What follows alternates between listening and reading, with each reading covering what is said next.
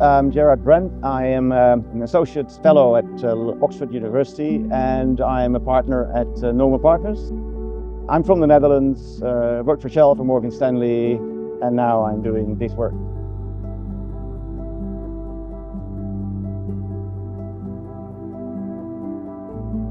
My name's Julian Beere. I'm an associate with NormannPartners, and we've been here for the last 2 days talking about scenario planning. We've done a seminar with the guys here. It's been great fun.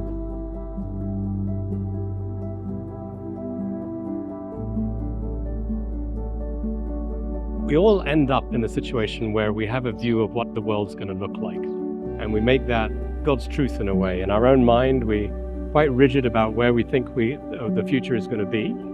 And actually what happens, of course, is the future is never what we expect, and there are lots of different permutations that happen. The beauty of scenario planning is that it allows you to think outside the box, challenge, if you like, the assumptions you make, challenge the way that you're thinking about the future, and actually come up with very plausible stories of how things could be different. And that social process, and the guys experience this, I know that's what they're going to be talking about inside right now, is the interactions they had with each other, challenging each other about where they may be in the future. So it's a great environment to actually test the ideas about where you might be.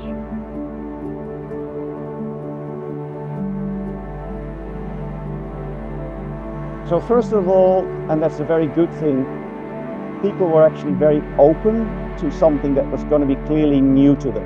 Sometimes you have people who go to a conference or a seminar to hear something new, and they're already suspect and don't take the learning as they should take.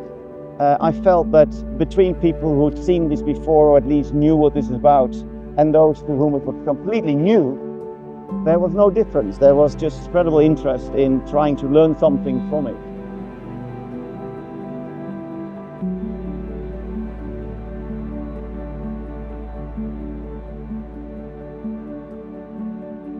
As the world becomes more complex, it becomes more risky, it becomes more uncertain. Takeaways from the workshop are to be able to appropriately address and identify what risk is, what uncertainty is, and how to, in an organized manner, capitalize on the strengths of the organization and chart a way forward for the future in terms of the different scenarios which can be determined, and picking the one which works well for the long-term organizational value.